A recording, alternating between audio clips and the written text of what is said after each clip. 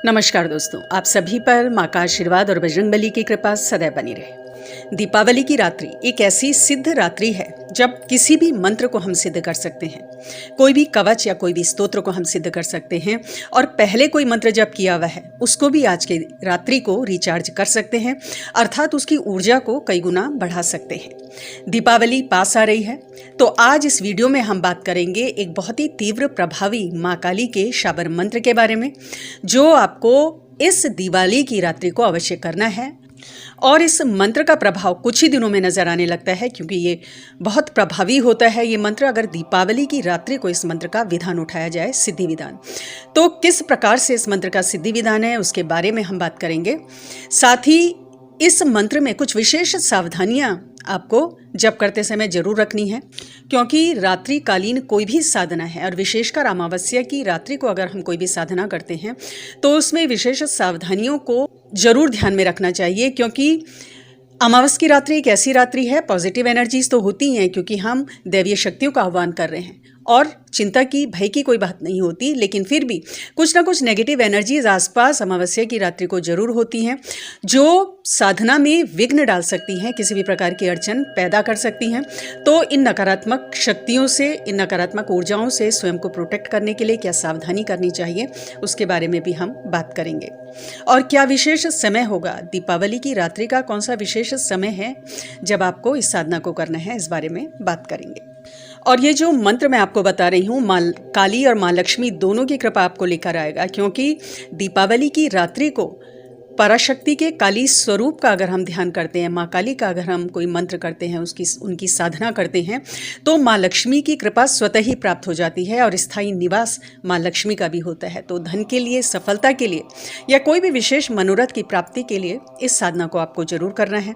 तो सबसे पहले हम जानते हैं कि वो विशेष समय क्या होगा जब आपको ये साधना उठानी है। तो 12 नवंबर की रात्रि 11:39 से आपको ये साधना शुरू करनी है, क्योंकि शुभ मुहूर्त काली पूजा का 11:39 से है, जो 12:31 तक रहेगा।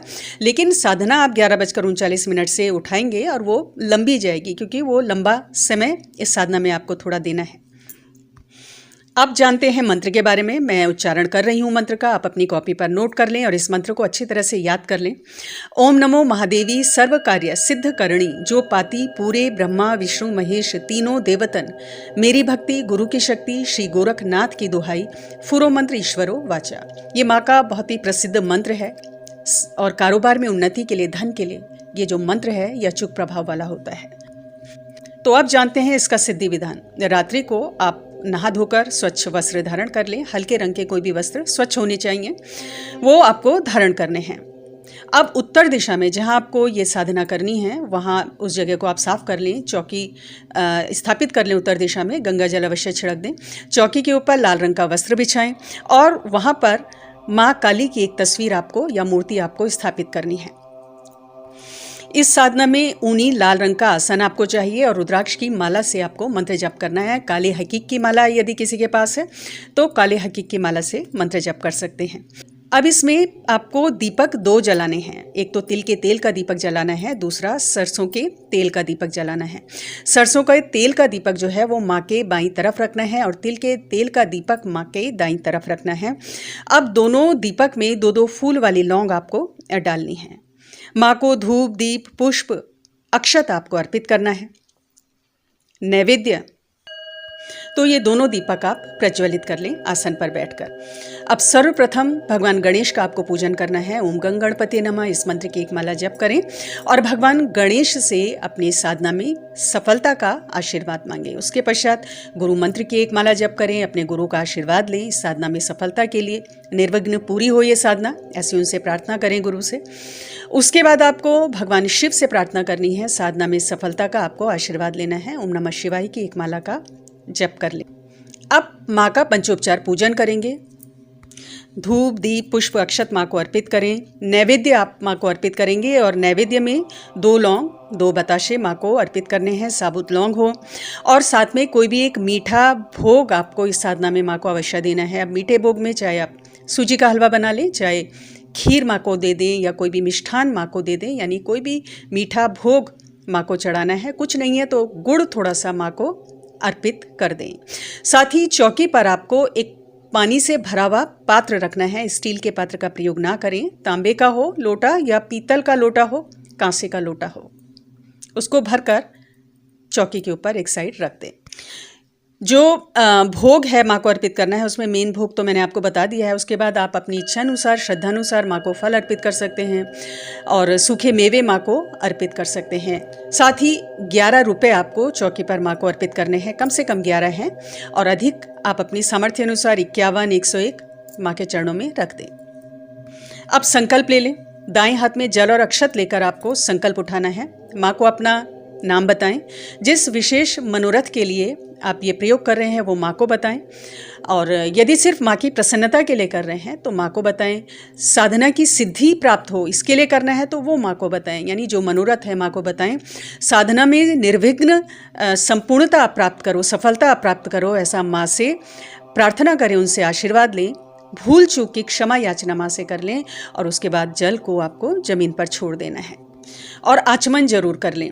संकल्प लेने से पहले आचमन आपको करना है, यानी क्रींग बीज मंत्र से 3 बार दाएं हाथ में जल लेकर थोड़ा सा आप उसको जल को ग्रहण कर लेंगे। बहुत थोड़ा सा जल लेना होता है, तो 3 बार क्रींग बीज मंत्र का उच्चारण करते हुए आपको आचमन करना है और चौथी बार जल लेकर अपने हाथ को आप धो लें। अब जो विशेष सावधानी है कि आपको सुरक्षा घेरा इस साधना में जरूर बनाना है, यानी रात्रिकालीन कोई भी साधना हो, चाहे वो माँ की साधना है, माँ काली की, या भैरव जी की साधना है, कोई भी तीव्र शक्ति की हम साधना कर रहे हैं और विशेषकर अमावस्या की रात्रि को कर रहे हैं, तो साधना में सुरक्षा घेरा अवश्य बनाना होता है।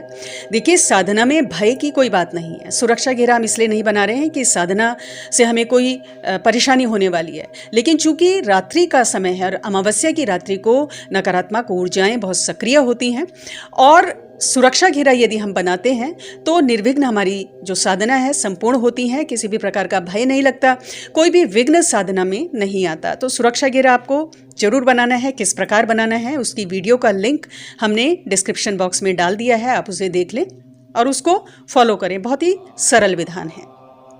अब सुरक्षा घेरा बनाने के बाद आप अपना मंत्र जप शुरू करें। अब कितनी माला मंत्र जप करना है, तो देखिए, सिद्धि अगर आप कर रहे हैं, मंत्र की पूर्ण सिद्धि विधान है तो 31 माला का सिद्धि विधान है, और ये दीपावली की रात्रि को ही विशेष है।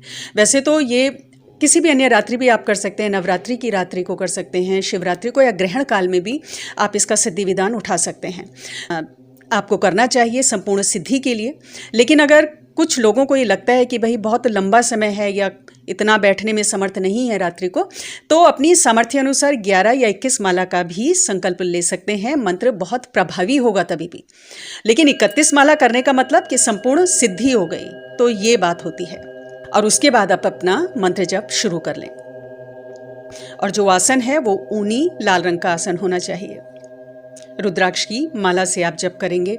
अब जब आपका मंत्र जप संपूर्ण हो जाता है तो उसके बाद आपको क्या करना है, मंत्र जप आप जब कर लेते हैं, देखिए, एक छोटा सा हवन अगर आप इसमें कर लें तो समझ लीजिए कि सोने पे सुहागा वाली बात होती है, यानी एक ठप्पा लग जाता है संपूर्ण सिद्धि का। लेकिन कोई जरूरी नहीं है कि आप उसी रात्रि को ही हवन करें। किसी भी मंगलवार या शनिवार को भी इस साधना का जो हवन है वो कर सकते हैं। ठीक है, किसी भी मंगलवार को या शनिवार को आप ये हवन कर लें। और जब हवन आप करेंगे तो ये हवन आप रात्रि को ही करेंगे, यानी रात्रि को 9 या 10 बजे के बाद एक छोटा सा हवन आप कर सकते हैं। आप 21, 31, 51 या 108 आहुति खाली काले तिल, लौंग और घी मिक्स करके आपको आहुतियाँ डालनी हैं इस मंत्र की। तो 21 आहुति डाल लें, 31 आहुति डाल लें या 51 आहुति डाल लें। तो ये जो हवन है आप दूसरे दिन भी कर सकते हैं। ये जब आप मंत्र कर लेते हैं तो उसके बाद जो जल है पात्र में रखा हुआ, उस जल के छींटे आपको अपने ऊपर देने हैं। साथ ही अपने घर के जो कमरे हैं, जो चौखट है, हर कमरे में और जितनी भी चौखट है वहाँ पर आपको इस जल के छींटे देने हैं। बचा हुआ जल आपको पी लेना है। जो प्रसाद आपने रखा हुआ है वो प्रसाद आपको किसी को भी नहीं देना है, वो प्रसाद आपको स्वयं खाना है। चाहे तो आप रात्रि को खाएं या दूसरे दिन खाएं, इससे कोई फर्क नहीं पड़ता। जो पैसे आपने माँ के चरणों में रखे हैं उसको दूसरे दिन माँ के मंदिर में आपको देने हैं, या किसी भी गरीब व्यक्ति को वो पैसे आप दान कर सकते हो। लेकिन दूसरे दिन माँ के मंदिर में जाकर आपको माँ को एक चुनरी और एक पानी वाला नारियल अवश्य अर्पित करना चाहिए। साधना के बाद कुछ विशेष सावधानियां और जो आपको रखनी है कि सबसे पहली बात कि आपको ब्रह्मचर्य का पालन करना है। दूसरी चीज़ कि जहाँ पे आपने साधना की है वहीं पर आप शयन करें तो सर्वोत्कृष्ट होगा। और मंत्र जप को करते हुए रात्रि में आप सोएं तो बहुत ही उत्तम है।